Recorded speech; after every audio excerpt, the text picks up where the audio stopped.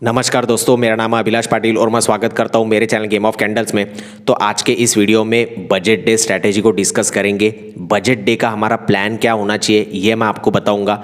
As a retail trader, as a retail investor, as a common man, एक आम आदमी की तरह हमें ये बजट को कैसे लेना चाहिए, ये बजट डे के दिन को हमें कैसे लेना चाहिए।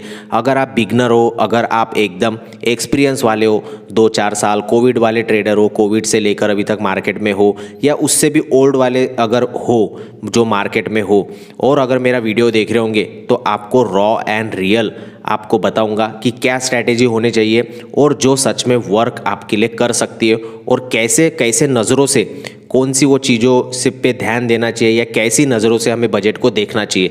तो सब कुछ बताऊंगा, सिर्फ वीडियो को आखिर तक ज़रूर देखना। और अगर पहली बार अगर मेरा चैनल देख रहे होंगे तो प्लीज़ सब्सक्राइब कर देना, बेल आइकन को दबा देना और लाइक भी ज़रूर कर देना, ठीक है। तो वीडियो को शुरू करते हैं। तो सबसे पहले बजट डे आने वाला है शनिवार के दिन 1 फरवरी को 2025 का।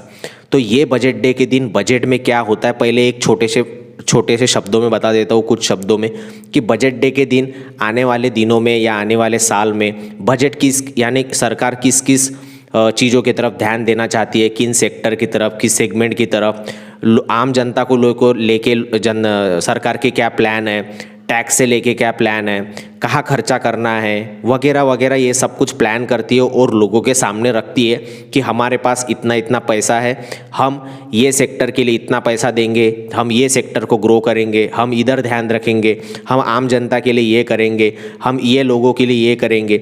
सब ऐसा सब लोगों के सामने रखती है। लोगों को अगर पसंद आती है सरकार की चीज़ें, मैक्सिमम लोगों को अगर पसंद आती है तो स्टॉक मार्केट बोलिए या बाजार में जो बोलिए तेज़ी आती है। और अगर मैक्सिमम चीज़ें जो है वो ऐसे कुछ कदम होते हैं या ऐसे कुछ फैसले होते हैं जो सरकार बजट में रखे जाते हैं सरकार की तरफ से, जो पसंद नहीं आते मैक्सिमम लोगों को, तो मार्केट उस पर निगेटिव रिएक्ट करता है। ये होता है बजट। और ट्रेडर्स हो गए या स्टॉक मार्केट वाले लोग इसको इंटरेस्टिंग क्यों लेते हैं, ये बजट वाले दिन को इंटरेस्टिंग क्यों समझते, ये बहुत इंपॉर्टेंस क्यों देते, क्योंकि इस दिन बनता है बड़ा पैसा कमाने का मौका मार्केट में मिलता है या मौका मार्केट देता है। क्योंकि बहुत से वीडियोस में आपने देखा होगा कि लास्ट 5 ईयर्स, 10 ईयर्स, 6 ईयर्स का डेटा बताते कि पिछले 4 साल में ऐसा हुआ था, इतने % का मुँह आया था, आपने 1000 रुपये लगाए होते तो लाख रुपए हो जाते। ऐसी बहुत सी बातें आपको पढ़ाई जाती है।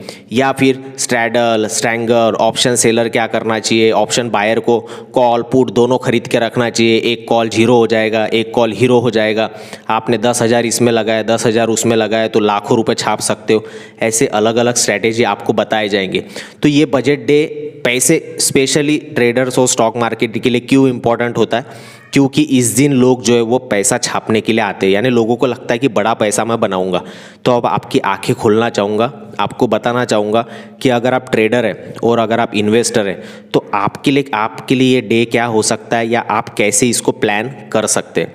तो सबसे पहले अगर आप रिटेल इन्वेस्टर है, यानी कि एकदम कॉमन से इन्वेस्टर, मिडिल क्लास आदमी, कॉमन मैन, आम आदमी जो एक इन्वेस्टिंग करता है स्टॉक मार्केट में, SIP करता है म्यूचुअल फंड्स में, तो आपको कोई डरने की ज़रूरत नहीं है, आपको कोई चिंता करने की ज़रूरत नहीं है।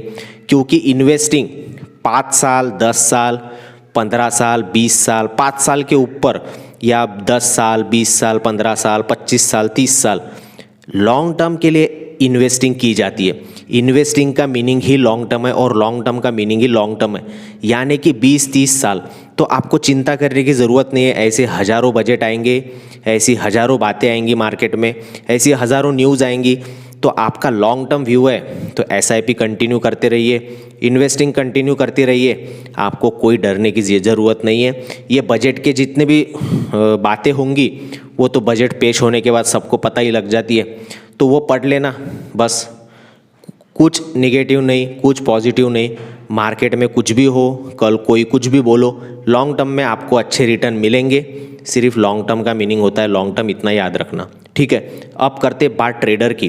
ट्रेडर क्या होप से आता है, मुझे बड़ा पैसा कमाना है, अरे बजट डे आ रहा है, मुझे 1 लाख रुपए के 10 लाख करने हैं, मुझे 1000 रुपए के लाख रुपए करने, इसलिए बजट डे को देख के स्ट्रैटेजी ढूंढते रहता है। बजट डे के दिन क्या करूँ क्या करूँ क्या करूँ, मुझे बजट डे में पैसे कमाना है, कितने रुपए लेके बैठूँ, ये स्ट्रैटेजी करूँगा, दोनों कॉल पुट लूँगा, ऊपर नीचे हो जाएगा, पैसा बन जाएगा।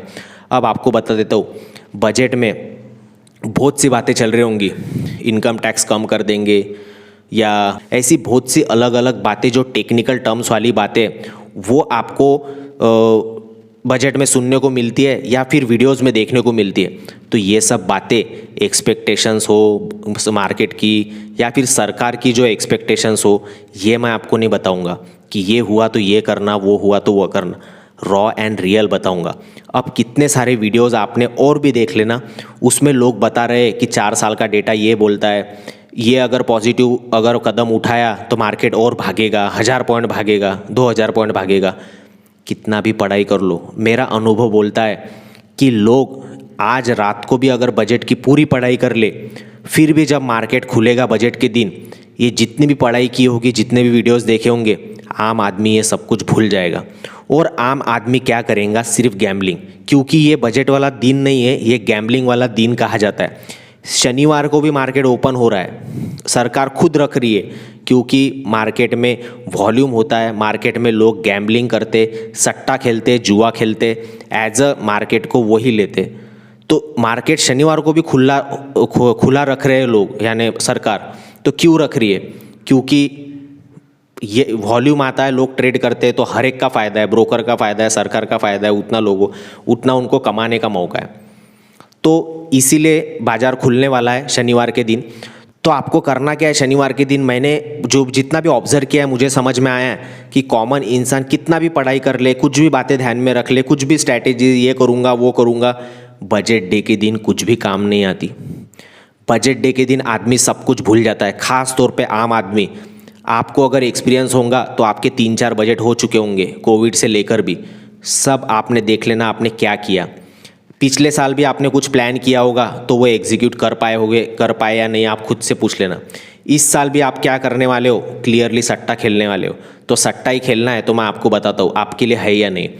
पहले तो एक एज ए ट्रेडर को क्या करना चाहिए, अगर महीने भर में अगर स्विंग ट्रेडिंग से हो, इन्वेस्टिंग से हो, या कुछ अदर इनकम सोर्स हो, जॉब हो, कुछ भी हो, या आपने ऑप्शन ट्रेडिंग से ही अगर कुछ पैसा कमाया होगा, मान लीजिए 1 लाख रुपए कमाया है, तो आप कल 1 लाख रुपए से एक छोटी सी अमाउंट लेके बैठ जाना बजट डे के दिन, और बोलना कि अगर ये 1 लाख में से अगर 40-50 हज़ार रुपये चले भी जाते, 20-30 हज़ार रुपये चले भी जाते, तो मुझे कोई गम नहीं होगा।